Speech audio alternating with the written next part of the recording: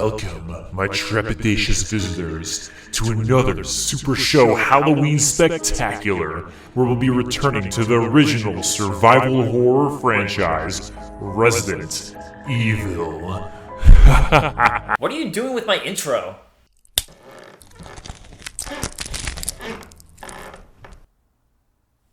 At the time of creating Resident Evil 4, Shinji Mikami's series was already a massive hit, so he requested Hideki Kamiya work on a fourth entry into the series. While Resident Evil 4 would eventually first release on the GameCube, development started on the PlayStation 2. Kamiya took a look at Resident Evil and thought what it really needed was to be more cool and stylish. Clearly he didn't play Resident Evil 1, because that's as cool as it gets. You did a really good job. This case was just too weird. This case... The new, cooler-than-life protagonist for RE4 was dubbed Tony. Now that's just badass. Tony would be invincible and have superior intellect, with the game focused on unraveling the mystery of his character. Next, Kamiya decided to get rid of the fixed pre-rendered backgrounds and fixed camera angles Resident Evil was notorious for, as it wouldn't suit the action of the game. As the process continued, Shinji Mikami took one look at the game in development and said, "What the fuck is this shit? This ain't no Resident Evil! Tony's invincible? How's that even scary, you moron? This is the most tone-deaf, dumbass, stupid decision I've ever seen." I may have taken some creative liberties with that quote. He also decided the game should still be put under development and fought for it to be a new franchise, and thus, the story and world were reworked, with the new game becoming Devil May Cry. And that's how Resident Evil 4 was born. Okay, fine! There was more to it! Hiroshi Shibata was up next. His version was now being created for the GameCube and is known as the Fog version. After that was scrapped, came what's referred to as the Hookman version because of this dude. You can see it's a hybrid of classic Resident Evil and what Resident Evil 4 would become, as it maintained the Resident Evil fixed camera angles, but had RE4's new aiming system. And while I could go on about that version, that's not what this video is about. So, let's kick off and dig into what this game would finally become with Shinji Mikami taking over directorial duties. Resident Evil 4. After a cutscene recounting the incidents from the previous Resident Evil games, we fast forward to 6 years later, and Leon Kennedy, our protagonist, is being driven out to a small town in Spain by local officers who share some, banter about Leon's mission in the driving plot of the game. Anyway, you know what this is all about. My assignment is to search for the president's missing daughter. What? All by yourself? I'm sure you boys didn't just tag along so we could sing Kumbaya together at some Boy Scout bonfire. Oh. Someone who looks like the president's daughter has been spotted in this locale, and you're quickly dropped off to explore. Starting out the game, the first thing veteran players of Resident Evil will notice are some major changes made to the overall structure and gameplay by Shinji Mikami. Most notably, while the previous Resident Evil games had used a fixed camera angle, both to present cinematic angles and allowing for better detailed environments, Resident Evil 4 now has a camera following the player throughout gameplay. Another major gameplay change came in how players could aim at enemies. Previously in Resident Evil.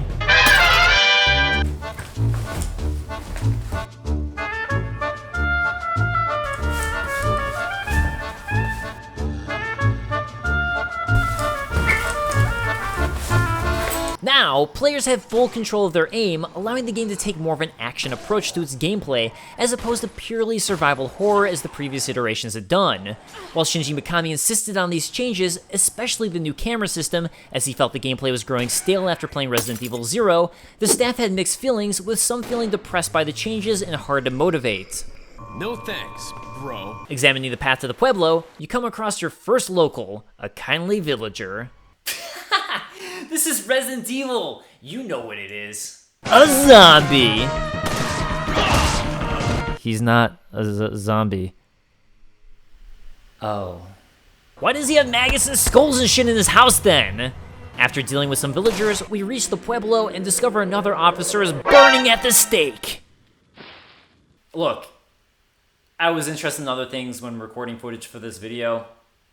These villagers want blood, and when they gang up on you for the first time, it's legitimately overwhelming and terrifying. The game allows you to do various things to blockade yourself in various locations and keep the enemy out or escape, such as pushing dressers in front of doors and windows they'll attempt to break, or knocking down ladders.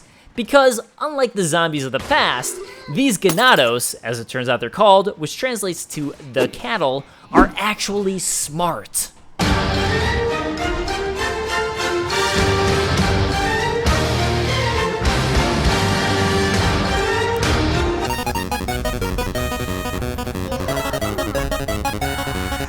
Okay, I mean, I'm just saying compared to Resident Evil 1.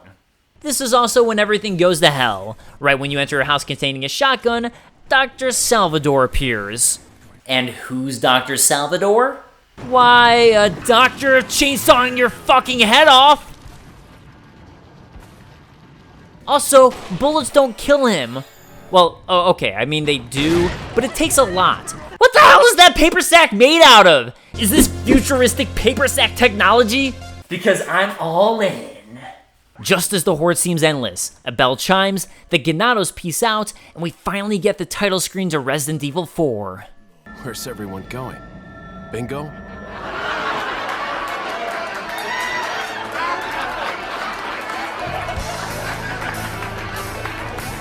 I didn't alter that. That's legit the title screen. And by the way, you better get used to this dialogue. Now, I don't have any official source for this, but it's something I wanted to look into. I'd heard rumors that this game was purposely written to be super cheesy and tongue-in-cheek. From my research, it sounds like the original Japanese script is actually completely different, and apparently most of Leon's cheesy one-liners were added in by the translator, Shinsaku Ohara. For example, in this intro scene, the Japanese text is Donateru, which, roughly translated, basically just means, what's going on?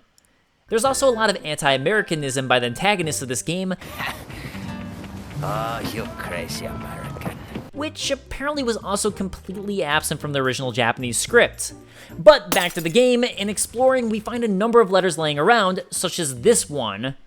Do not let the American agent get in contact with a prisoner. For those of you not yet informed, the prisoner is being held in an old house beyond the farm.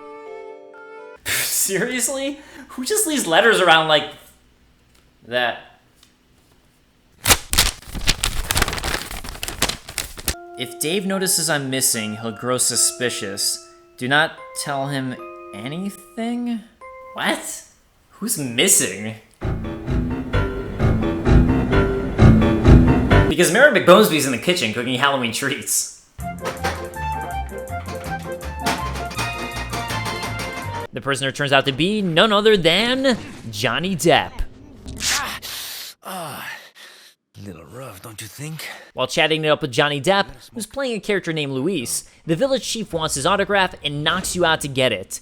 You're then injected with some sort of drug by a weird-ass cult-looking dude who tells you, Soon, you will become unable to resist this intoxicating power. After waking up and heading outside, we have our first encounter with the now infamous character, the Merchant. Got something that might interest you. He'll sell you an insane amount of goods, including the most powerful weapons in the game, even though there's a zombie apocalypse happening around him and Leon is one of the only people doing anything to stop it, aka a total badass. What? Dude understands supply and demand. A couple action scenes later, we discover the man who injected us was Lord Sadler, the man whose painting we find in this house. He has two of the same painting. Who does that? See? I don't. Because I'm not a monster! An anonymous letter, likely from Luis, informs us of the location of an item that will help us free the president's daughter, Ashley, from a church she's being held in.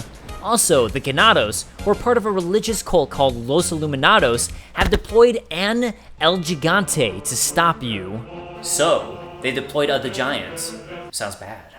Fortunately, while the Giant one-hit smashes Los Iluminados into pulp, Leon is made of tougher video game protagonist stuff and can survive a beating. So with some work and a lot of grenades, El Gigante can be taken down, a round insignia found nearby, and then used to finally enter the church and free Ashley.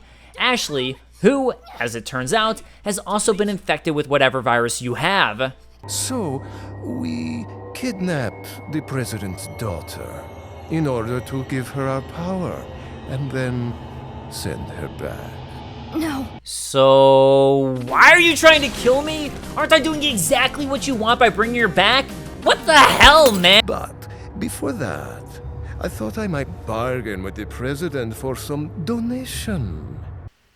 Oh. At this point, the game introduces a new mechanic, which is essentially an extended escort mission. Anytime Ashley is with you, you'll have to keep her safe from the Ganados. While escort missions are the worst, fortunately it's not too bad in RE4, as you can force Ashley to hide in dumpsters. All of this basically just means you'll set her to hide, Ashley-proof the area, and then move on. So it's really not as big of an annoyance as other games tend to be. Oh, and those Ganados you've been fighting up until now? Well, they've gotten worse. And now this shit explodes out of their heads sometimes. So hey, I guess it wasn't zombies. Your main mission now is to get to a chopper sent for you, and to do that we need the village chief's eye. So cool, time to finally take him down. Okay, what the fuck is this shit? Are you okay, Leon? No, I'm not alright. Holy shit, when you've seen the things these eyes have seen. For defeating the chief, you gain his eyeball, which works as a key and leads to the next major section of the game, Salazar's castle. This castle is ruled by Ramon Salazar, a weirdo man-child Napoleon guy with the best dialogue in the game. I've sent my right hand to dispose of you. Your right hand comes off? In the castle, Ashley starts to have a convulsion from the disease they've been injected with. Leon asks if she's alright, and she freaks out on him for absolutely no reason whatsoever. Leave me alone! Ashley, wait! Ashley! What? That is the most convoluted, would never work trap ever. If she stood anywhere else, whoops, failure. Not that I mind. I mean, I guess now I don't have to escort Ashley around for a while. Where's Ashley? Ah, so she fell into one of our wonderful traps. We'll make sure we find her. Don't you worry about her. Wait. Salazar immediately then goes on to say he let out insects in the sewers for us to deal with. In other words, he knows exactly where you are. How does he not know the trap Ashley fell into? How many traps does this castle have? Like, 2? Because then I'd understand. It's hard to keep track of 2 traps. Anyways, we also find that Salazar likes to keep random shit around his castle for no apparent reason. Like, look right here. There's a glass case with a treasure chest in it. Only way to get to the chest is breaking the glass, which contains a hand grenade. Is this Salazar's version of a fire extinguisher or something? Because I know just the way to use it.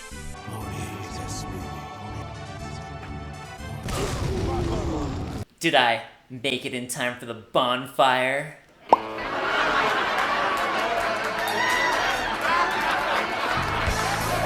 In exploring the castle for Ashley, we discover some important background about the Illuminados and Ganados. The Illuminados existed long ago, but the first Salazar Castellan of the castle banished the group. Our current Salazar, though, is an utter and complete idiot, if it wasn't already obvious. He's convinced by Lord Salar to join Los Illuminados, and to atone for the sins of his ancestors, starts a mining operation to unleash Las Plagas, which is basically this disease we see running rampant. I don't know why I ever questioned him. You also run into yet another party somehow involved, who either tries to kill you, or, pretends to try to kill you? I'm really not sure which. She's completely confusing. Leon. Long time no see. Ada. Oh, see, I didn't know who she was because of the sunglasses. This is Ada Wong. Classic Ada. Oh, sorry, it's still me doing the review. I know it's confusing because of the shades and all. Making our way further into the castle, we run across Luis, who's returned with both a sample and a vaccine. Even though it's not really a vaccine because it doesn't prevent the disease, it just sort of holds it back for a bit. I mean, do you actually know what the fuck you're talking about, Luis?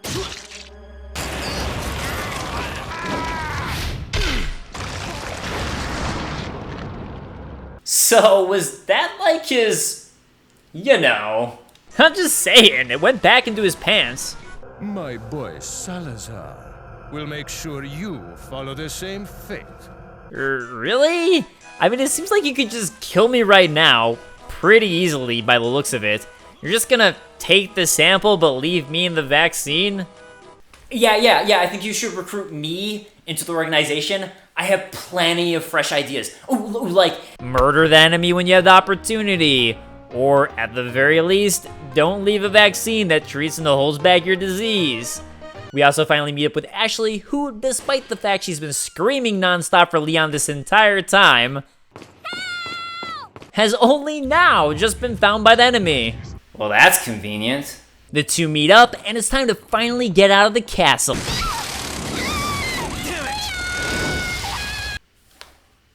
Time to find Ashley again. And as it turns out, Salazar has performed some weird ritual on her and sent her to an island. He then lets himself get eaten by a giant plant monster thing. Oh wait, no, he's still alive. They're really easy too. Seriously, as long as you stay mostly in front of him and avoid his easy to read one-hit kill attack, that's it. He's simple. With Salazar's demise, it's onto the final portion of the game. Ada, for whatever reason, decides to help us out by giving Leon a ride, before not helping him out.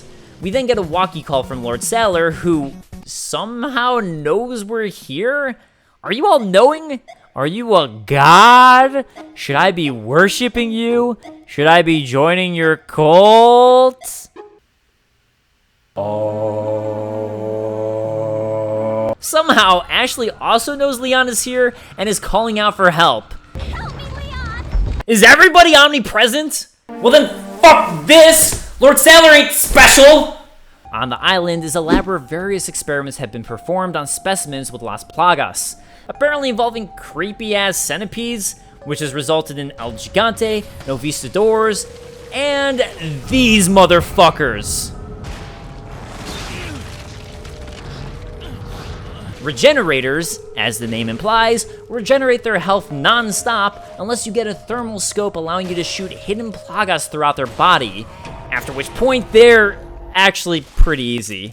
We then go head-to-head with Krauser, who's the one who captured Ashley in the first place, and can backflip up 20 feet. Also, shooting him directly in the face with a shotgun and magnum don't hurt him at all. What the fuck are you on, Krauser?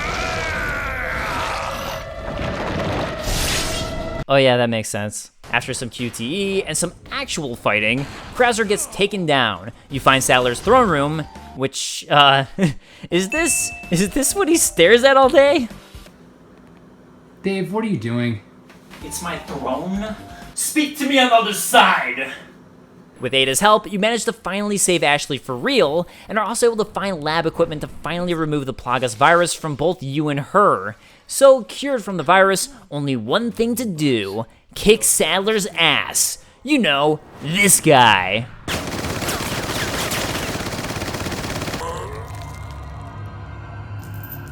Who's surprisingly pretty easy, actually, despite how invincible he looked. Seriously, there's not much to cover on this battle. I just threw some grenades at him.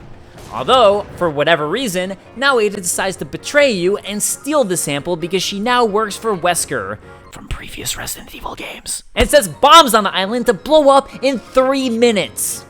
Look, I try to reserve this word for special occasions, but Ada, you are a big me. Go ahead and fill my comment section with hate. I don't care. I accept the controversy. She does leave you with keys to a wave runner, which you finally escape on.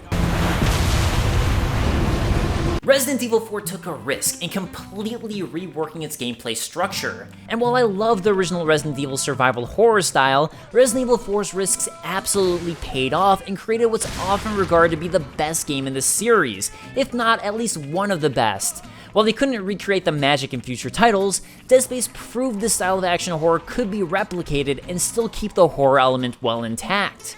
And for me, the game absolutely paid off, and it's one of my favorite games on the GameCube.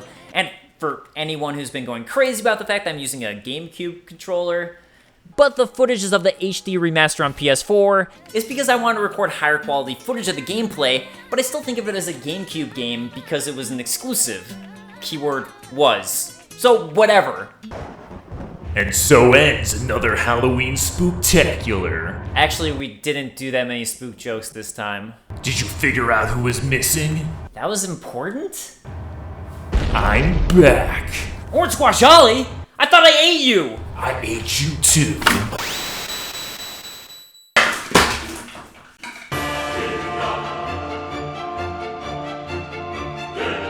Thank you so much to everybody who supports me on Patreon. It always means so much to me. This time around, I'd like to especially thank Aslish, Invidentia, Jason Buck, and Ryan Drawn. Thank you guys so much for your support, and I'll see you guys in the next video. Peace.